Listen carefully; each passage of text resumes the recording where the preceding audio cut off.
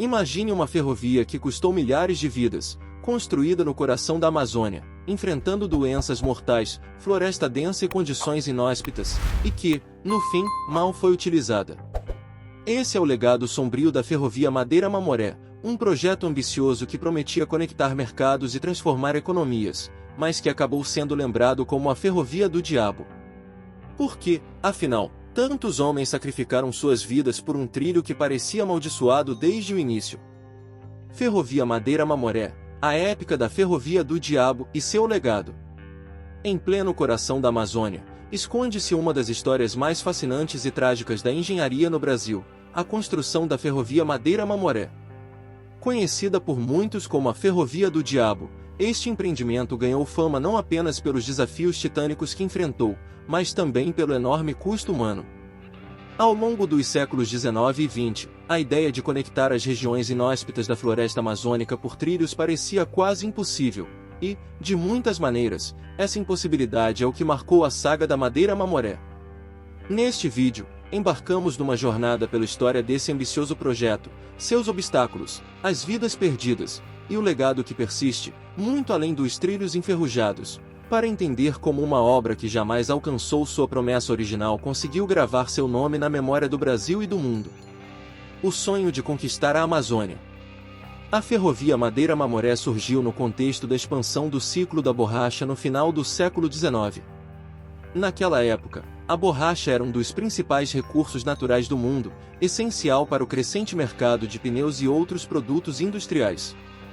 A Amazônia, especialmente o Brasil e a Bolívia, era uma das maiores regiões produtoras dessa matéria-prima, mas havia um problema: a Bolívia não tinha acesso direto ao mar, dificultando o escoamento de sua produção para os mercados internacionais.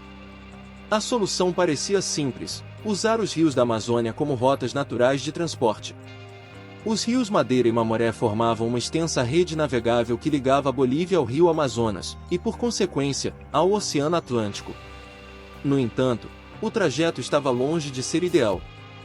A área era pontilhada por quedas d'água, cachoeiras e corredeiras que impossibilitavam a navegação em várias partes. A ideia então era contornar esses obstáculos com uma ferrovia que ligasse os trechos navegáveis, permitindo o transporte contínuo de mercadorias. Por mais tentadora que a ideia fosse, o desafio era gigantesco. A construção de uma ferrovia no meio da densa floresta amazônica era uma tarefa sem precedentes. A região, até então inexplorada pela engenharia, apresentava riscos ambientais e sanitários que pouca gente fora dali conseguia prever. No entanto, o sonho de conectar as terras isoladas e lucrar com a extração da borracha foi forte o suficiente para levar à primeira tentativa de construir a ferrovia. As primeiras tentativas, um projeto amaldiçoado? Em 1878, o engenheiro americano George Archart recebeu a concessão para iniciar as obras da ferrovia. Ele se aventurou pela Amazônia com a promessa de abrir um caminho que mudaria a economia da região. No entanto, as adversidades logo se tornaram evidentes. A floresta amazônica, com sua umidade sufocante, terreno instável e uma biodiversidade ainda desconhecida, revelou-se implacável. A construção se deu em meio a condições precárias. Os trabalhadores enfrentavam calor intenso, chuvas constantes, principalmente doenças tropicais. Malária, febre amarela e outras doenças endêmicas da região dizimaram milhares de operários. Estima-se que, nos primeiros anos, mais de 6.000 trabalhadores morreram, muitos deles estrangeiros que haviam sido contratados para realizar o projeto. Esses homens vieram de diversas partes do mundo, atraídos por promessas de bons salários e melhores condições de vida, mas o que encontraram foi a morte e o desespero. Italianos, espanhóis, caribenhos, chineses e até africanos faziam parte dessa mão de obra multicultural, que sucumbia dia após dia às doenças e à exaustão.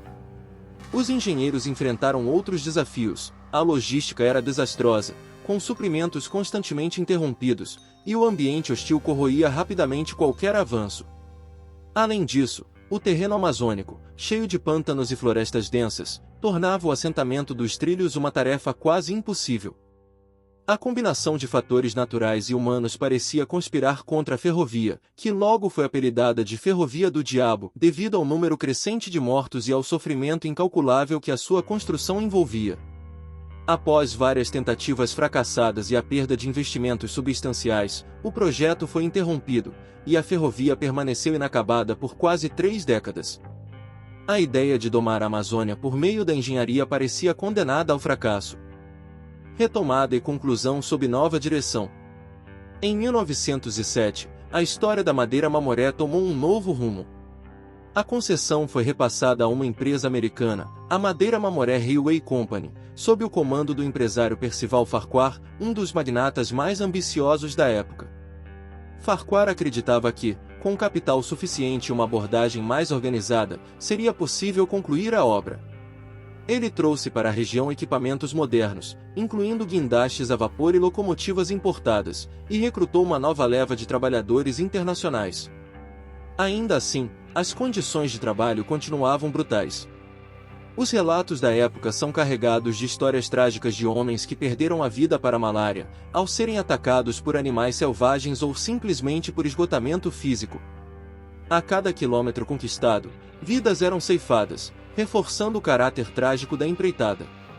Contudo, apesar de todas as dificuldades, a ferrovia foi finalmente concluída em 1912. A Madeira Mamoré, com seus 366 quilômetros de trilhos cortando a Amazônia, foi celebrada como uma façanha da engenharia.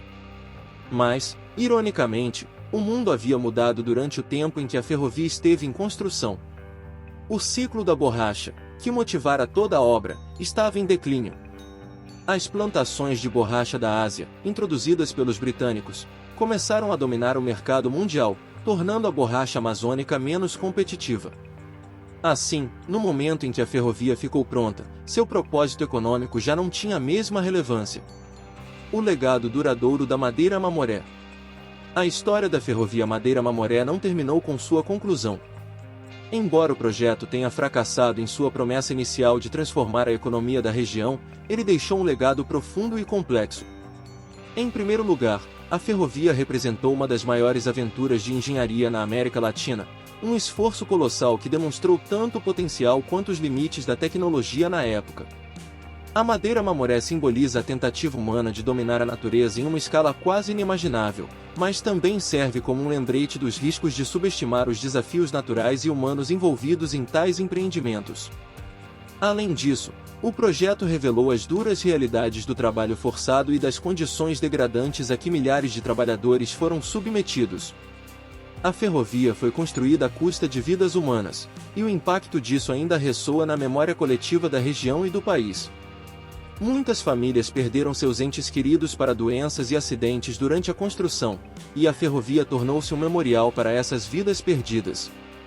A cidade de Porto Velho, que cresceu em torno da ferrovia, ainda carrega as marcas dessa história, com um museu dedicado à memória da Madeira Mamoré e dos trabalhadores que a construíram. Hoje, o que resta da ferrovia está em grande parte em ruínas. O tempo e a natureza voltaram a reivindicar o que foi tirado, com trechos dos trilhos cobertos pela vegetação e as antigas locomotivas enferrujando sob o sol amazônico. No entanto, esforços de preservação têm sido feitos.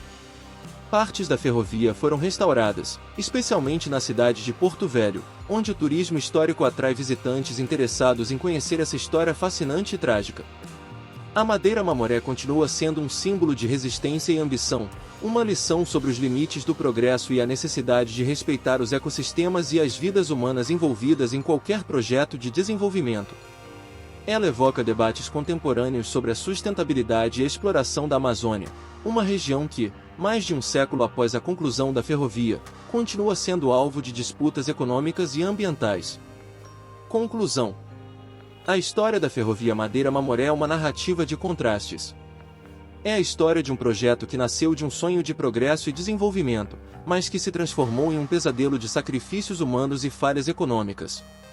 Ao mesmo tempo, é uma lembrança da persistência humana diante de adversidades inimagináveis e da tragédia que muitas vezes acompanha grandes empreendimentos. O legado da Ferrovia do Diabo ainda está vivo, tanto na memória das comunidades locais quanto nos debates sobre a exploração da Amazônia. Se, por um lado, a ferrovia não cumpriu o papel econômico que lhe foi prometido, por outro, ela deixou uma marca indelével na história brasileira e mundial, sendo um testemunho de até onde os seres humanos estão dispostos a ir para realizar seus sonhos. Se gostou, compartilhe, deixe seu like, se inscreva no canal e não se esqueça de ativar o sininho das notificações para não perder nenhuma novidade. Muito obrigado por assistir.